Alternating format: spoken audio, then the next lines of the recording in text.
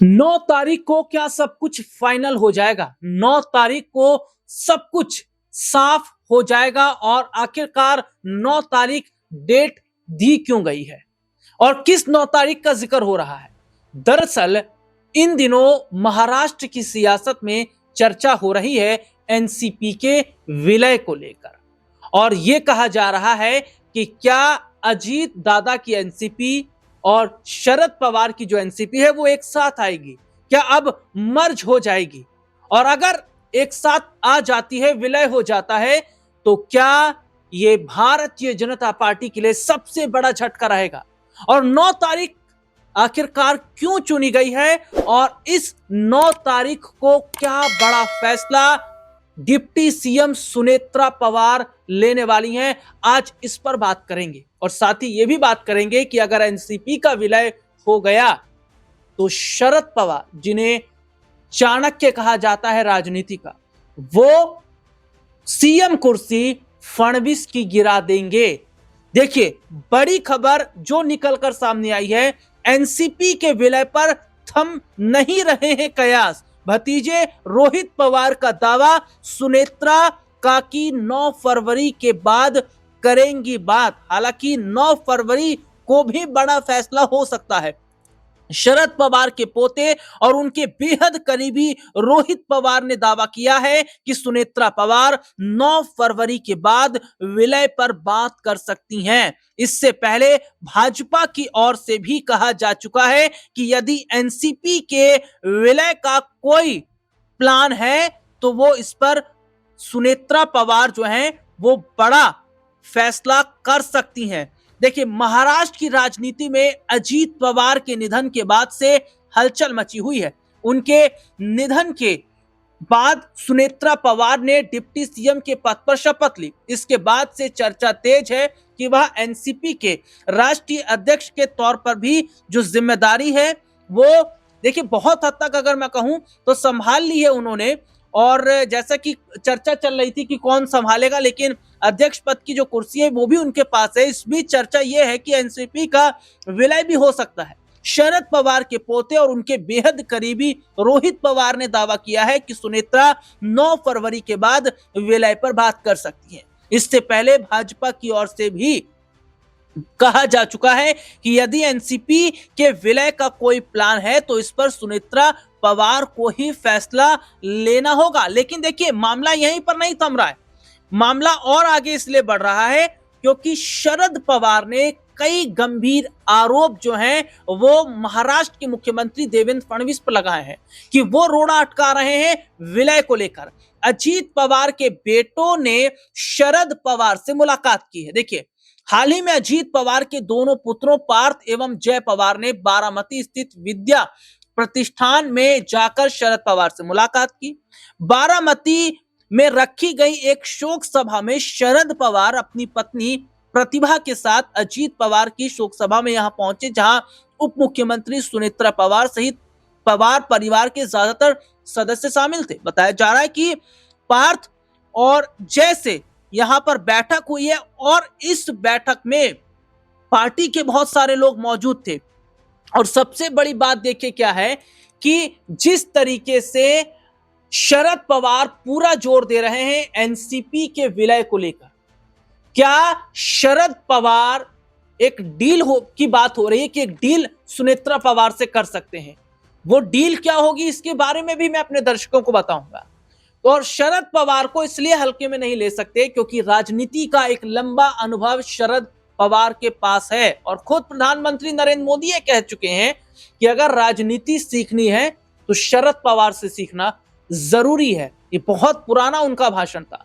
और यहां पर यह देखा जा रहा है कि दादा अजीत पवार, जो अब इस दुनिया में नहीं रहे, उनका यह सपना था विलय का। लेकिन सीएम फडणवीस क्या कहते हैं? कहते हैं अगर ऐसा कुछ होता तो अजीत दादा हमें बताते। तो इतनी परेशानी क्यों हो रही है सीएम फडणवीस को? क्योंकि वो ये बात जानते हैं कि अगर एनसीपी का विलय हो गया तो उनकी कुर्सी खतरे में जरूर आ जाएगी, क्योंकि वो शरद पवार ही थे जिन्होंने महाराष्ट्र में जो सीएम कुर्सी की कमान है वो उद्धव ठाकरे के हाथ में सौंपी थी। उद्धव को किस तरीके से उन्होंने सर्वे सर्वा बना दिया था। और यही देखकर और उनके राजनीतिक अनुभव को देखकर इस वक्त सीएम फडणवीस जो है वो डरे हुए हैं, भारतीय जनता पार्टी डरी हुई है। हमने इस मुद्दे पर अपने सहयोगी से जब बातचीत की तो उनका क्या कहना है कि क्या वाकई एनसीपी के विलय से सीएम फडणवीस जो है वो एक बड़े झटके का शिकार हो जाएंगे, क्या उनकी कुर्सी खतरे में आ जाएगी। इस पर उन्होंने क्या कहा, ये रिपोर्ट आप देखिए राहुल जी, बिल्कुल इसमें कोई दो राय की बात नहीं है कि सुनेत्रा पवार इस समय डिप्टी कह सकते हैं मुख्यमंत्री हैं, उप मुख्यमंत्री हैं और कह सकते हैं कि महाराष्ट्र की राजनीति में एक बहुत तेजी से उभरता हुआ नाम बन रहे हैं, क्योंकि अजीत दादा का जिस तरह निधन हुआ 28 जनवरी को, उसके बाद 31 जनवरी को उनका शपथ होता है और वो उप मुख्यमंत्री बन जाती है, पहली उप मुख्यमंत्री बनती है एक तरीके से। और यहाँ पर अजीत पवार गुट की बात करें तो क्या स्थिति बन रही है कि वो पार्टी की कमान भी अपने हाथों में लेती हुई दिखाई पड़े, क्योंकि अभी भी देखा जाए तो प्रफुल्ल पटेल के हाथों में कार्यकारी अध्यक्ष के तौर पर पार्टी की कमान है। तो यहाँ अगर जो फैसला होने वाला है, कहा जा रहा है कि 9 फरवरी को फैसला होने वाला है कि उस दिन क्या वाकई में जो विलय की संभावना बन रही थी, शरद पवार जो लगातार इस बात को उठा भी रहे थे कि भाई आपस में अगर तो विलय हो जाए, आपस में अगर तालमेल के साथ में पार्टी एक बन जाए तो महाराष्ट्र में एक बार फिर से एनसीपी बहुत मजबूती के साथ में उभर सकती है। तो क्या उस चीज को लेकर सुनेत्रा पवार कोई बड़ा फैसला कर सकती है, क्या कोई बड़ा यहाँ पर आपस में जो कह सकते हैं तालमेल के साथ में पार्टी एकजुट होकर एक साथ चलकर जो है आगे राजनीति करती हुई दिखाई पड़ेगी, ये अपने आप कयासों का विषय लगातार बनता हुआ दिखाई पड़ता है। और इसकी वजह भी कहीं नजर आती है कि आप लगातार देख भी रहे होंगे, सुन भी रहे होंगे कि शरद पवार ने ये बात कही थी कि अजीत पवार जो भतीजे थे उन्होंने उनके साथ मीटिंग करके ये फैसला किया था कि भाई अब पार्टी को एकजुट हो जाना चाहिए, यानी दोनों खेमे को एक साथ चलना चाहिए। और ये भी कहा गया कि 12 फरवरी को वो दिन तय हुआ था जब दोनों पार्टियों का विलय होता, लेकिन उससे पहले ही अजीत पवार का जिस तरह निधन हो जाता है, अजीत दादा जिस तरह से दुनिया से चले जाते हैं, उसके बाद फिर ये कहा जाने लगता है कि अब शायद आपस में जो एक माहौल बन रहा था कि एक विलय होने का, एकजुट होने का, वो शायद खत्म होता हुआ दिखाई पड़ेगा, क्योंकि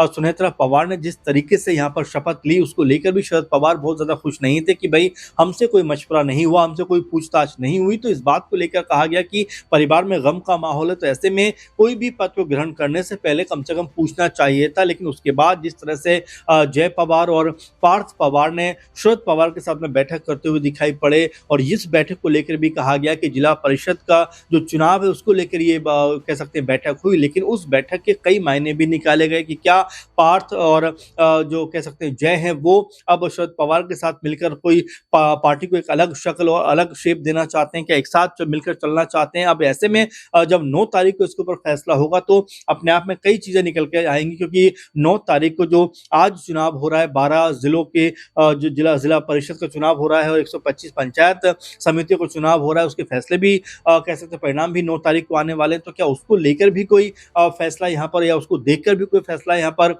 सुनेत्रा पवार करती हुई दिखाई पड़ेंगी, क्योंकि ये भी साबित हो जाएगा कि क्या वाकई में अभी भी लोग जो हैं वो जो अजीत पवार के साथ जो लोग चल रहे थे, क्या सुनेत्रा पवार के साथ चलने को तैयार हैं और क्या उनके समर्थन में उन लोगों ने वोट किया। जब परिणाम सामने आएंगे तो उससे काफी हद तक ये तस्वीर भी साफ होती हुई दिखाई पड़ेगी। अब ऐसे में कई तरह की बातें कही जा रही हैं, कई बातों को लेकर तमाम जो है अफवाहें भी चल रही हैं कि यहाँ पर पार्टी की कमान एक तरह से सुनेत्रा पवार के हाथों में आ जाएगी। प्रफुल्ल पटेल शायद ये नहीं चाहते कि ये कमान जो है या ये विलय जो है वो उस तरफ जाता हुआ, यानी कि शरद पवार के साथ मिलकर होता हुआ दिखाई पड़े। तो तमाम सारे मसले हैं, तमाम सारे सवाल हैं, तमाम सारी बात है, लेकिन इसका जवाब लग रहा है कि 9 फरवरी को मिलता हुआ दिखाई पड़ेगा, क्योंकि उस दिन जैसा मैंने बताया कि यहाँ पर जिला परिषदों का जो परिणाम है वो भी निकलकर सामने आएगा। तो ऐसे में तस्वीर काफी हद तक साफ होती हुई 9 फरवरी को पता चलेगी कि उस दिन क्या वाकई में जो समर्थन है वो अभी भी उसी ताकत के साथ में एनसीपी अजीत पवार गुट के साथ में, या यहाँ पर कोई तब्दीली होती हुई दिखाई पड़ सकती है। तो ये तमाम ऐसे मसले हैं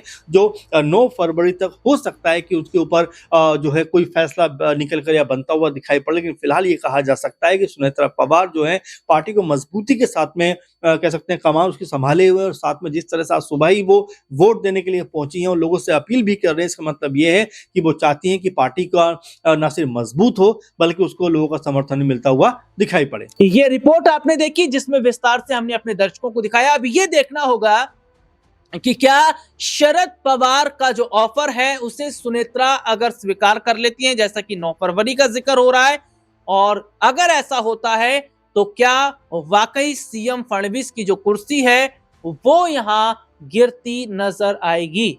फिलहाल आज के इस प्रोग्राम में इतना ही, फिर आपसे दोबारा मुलाकात होगी, तब तक के लिए इजाजत दीजिए, नमस्कार।